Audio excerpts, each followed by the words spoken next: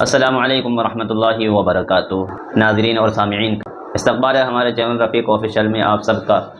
ہمارے ساتھ ہے آپ کے مسائل کا جواب دینے کے لیے مفتی سعود صاحب۔ ہم نے جو گروپ بنایا ہے شرعی مسائل اور ان کا حل، تو اس کے تعلق سے ویڈیو کی شکل میں آپ کے سوال کے جواب انشاءاللہ ہم دینے کی کوشش کر رہے ہیں۔ تو ایک ضروری بات یہ تھی کہ جو مستورات، یہ مستورات کے لیے یعنی عورتوں کے لیے خاص بات تھی کہ کچھ مستورات، کچھ عورتیں ایسی ہیں کہ جو شرم کی وجہ سے مسائل معلوم نہیں کرتی۔ میں آپ کو بتا دوں کہ مسائل میں کوئی شرم نہیں ہونا چاہیے۔ جو مسئلہ ہے بالکل بے دھڑک، بے جھجک آپ معلوم کر سکتے ہیں اور سوال لکھ سکتے ہیں۔ اس کے لیے انشاءاللہ الرحمن ہم نمبر مفتی سعود صاحب کے بھی یا میرے پرسنل نمبر انشاءاللہ اسکرین پر ہم لگا دیں گے، آپ اس میں سوال لکھ سکتی ہیں، انشاءاللہ ہم ان کا جواب دے دیں گے۔ ٹھیک ہے انشاءاللہ الرحمن۔ مسائل کے اعتبار سے کبھی بھی شرمانا نہیں چاہیے۔ اگر ہم شرمائے اور اسی حالت میں زندگی ہماری گزری اور وہ مسئلہ ہم کو معلوم نہیں، عمل نہیں کر پائے ہم، تو اسی حال میں موت آ گئی، تو پھر اس لیے شریعت پر عمل نہیں کر پائیں گے جب تک معلوم نہیں کریں گے۔ مفتی صاحب، ایک مسئلہ سلام کے بعد انہوں نے کہا ہے کہ نماز ادا کرتے ہوئے اگر تیسری رکعت میں بھی غلطی سے سورہ فاتحہ کے بعد سورت پڑھ لی تو نماز ہوگی یا نہیں ہوگی؟ وعلیکم السلام ورحمۃ اللہ۔ نماز کے اندر تیسری اور چوتھی رکعت والی جو نمازیں ہیں وہ دو طرح کی ہیں، ایک تو فرض نماز ہے، ایک سنن و نوافل۔ تو فرض نماز کے اندر اگر کسی شخص نے سورہ فاتحہ کے بعد میں کوئی سورت پڑھ دی یا ایک دو آیت پڑھ دی، تو کیونکہ اس تیسری اور چوتھی رکعت کے اندر سورہ فاتحہ پڑھنا صرف سنت ہے، اس لیے اگر کسی نے سورت پڑھ ملا دی یا ایک دو آیت پڑھ دی تو اس پر مفتابی قول کے مطابق سجدہ سہو واجب نہیں ہوگا، اس لیے کہ سورہ فاتحہ کا پڑھنا تیسری اور چوتھی رکعت میں سنت ہے، واجب نہیں ہے۔ اس بنا پر اگر کسی نے سورت پڑھ دی یا ایک دو آیت پڑھ دی تو سجدہ سہو واجب نہیں ہوگا، نماز ہو جائے گی۔ اس کے بعد کہتے ہیں نماز میں رکعت کا غلط گمان ہو جائے، بہت اچھا مسئلہ ہے۔ نماز میں رکعت کا غلط گمان ہو جائے، مثلا 4 کے بجائے 3 رکعت ادا کرنے کے بعد سلام کر لیا۔ یہ ایک عام سا مسئلہ ہے اور ہر ایک اکثر نمازیوں کے ساتھ یہ پیش آتا رہتا ہے کہ 3 رکعت ہوئی اور بعض مرتبہ سلام پھیر دیتے ہیں، یا 4 رکعت پڑھنے کے بعد بھی گمان رہتا ہے کہ 3 رکعت ہوئی ہے۔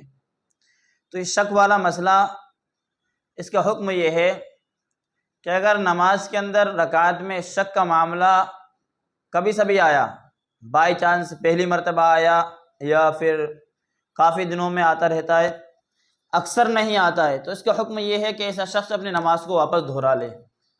جس کے ساتھ پہلی مرتبہ آیا ہو یا بہت شاذ و نادر آتا ہو، بہت کم کم آتا ہو شک والا معاملہ، اور اگر شک کا معاملہ نماز کی رکعت میں اکثر و بیشتر آتا رہتا ہے، اکثر نمازوں کی رکعت بھول جاتا ہے، تو ایسے شخص کے لیے پہلا حکم تو یہ ہے کہ غالب گمان پر یقین کر کے اپنی نماز کو مکمل کر لے۔ غالب گمان یعنی اس کو یقین ہے کہ یار میری 3 ہی رکعت ہوگی، یا پھر یہ کہ 4 رکعت ہوئی ہے، اس اعتبار سے اپنے ذہن کو دوڑائے اور جس طرف اس کا ذہن مطمئن ہو جائے، دل مطمئن ہو جائے، اسی رکعت پر اطمینان کر کے پھر آخر میں سجدہ سہو کر کے اپنی نماز کو مکمل کر لے۔ اور اگر غالب گمان پر بھی یقین نہیں آ رہا ہے کہ میری 3 ہوئی ہے، 4 ہوئی، اطمینان نہیں ہو پا رہا ہے، تب ایسا شخص یہ کام کرے گا کہ پہلے یعنی کمی کی طرف اپنے یقین کو لے جائے۔ اگر 4 رکعت ہونے میں شک ہو رہا ہے تو پھر یہ سمجھ لے کہ 3 رکعت ہوئی ہے اور ایک رکعت اور مکمل کر کے سجدہ سہو کے ساتھ اپنی نماز کو مکمل کر لے۔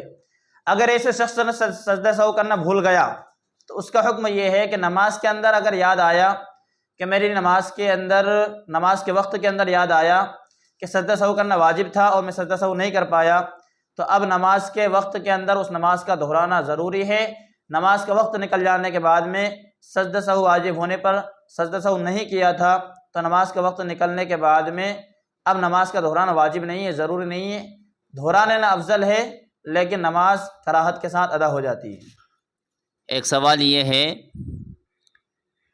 کہ اگر مختلف صورت یاد نہ ہو، یعنی بہت ساری صورتیں یاد نہ ہو لیکن چند صورتیں یاد ہو، تو کیا مختلف نمازوں میں ان کو ہی دہرا سکتے ہیں یا نہیں؟ اگر مختلف صورتیں یاد نہ ہوں، چند صورتیں یاد ہوں، تو مختلف نمازوں کی مختلف رکعتوں میں انہی صورتوں کو دہرا سکتے ہیں۔ البتہ قرآن کریم کا اتنا سیکھنا جس سے فرض نماز کی 4 رکعت نماز اتزانہ سے ادا کر سکے، ہر ایک مسلمان پر فرض ہے، ضروری ہے۔ اس لیے جتنی صورتیں یاد ہیں ان کو پڑھتے رہیں اور ان کے ساتھ سیکھنے کی کوشش کرتے رہیں۔ ایک اور سوال ہے، یہ بھی نماز کے متعلق ہے، نماز قائم کرو یا صلاۃ، دونوں میں کیا صحیح ہے؟ دیکھیے، نماز کے معاملے میں قرآن کریم میں جو الفاظ استعمال ہوئے عموماً صلاۃ کا لفظ استعمال ہوا، اور صلاۃ کے معنی عربی لغت کے اعتبار سے بہت سارے معنی میں آتے ہیں، درود کے لیے بھی، دعا کے لیے بھی، ان ساری چیزوں کے لیے صلاۃ کا معنی آتا ہے۔ لیکن قرآن کریم میں اکثر و بیشتر جو صلاۃ کا لفظ استعمال ہوا ہے وہ نماز کے لیے استعمال ہوا، جیسے وَأَقِیمُوا الصَّلَاةَ وَآتُوا الزَّکَاۃَ۔ اس لیے اگر کوئی شخص یہ کہتا ہے کہ نماز، کیونکہ صلاۃ کے معنی نماز بھی ہے، تو اگر کوئی کہتا ہے کہ نماز ادا کرو تو یہ بھی ٹھیک ہے، اور اگر کوئی کہتا ہے کہ صلاۃ ادا کرو یعنی نماز قائم کرو، صلاۃ کے معنی نماز کے کوئی مسئلہ نہیں، تو صلاۃ کا ادا کرنا اور نماز کا ادا کرنا دونوں ایک ہی بات ہے۔ بہت سے لوگ کہتے ہیں نماز کے فرض ادا کرنا ضروری ہے، سنت اور نوافل ضروری نہیں ہے، اس کی رہنمائی فرمائیں۔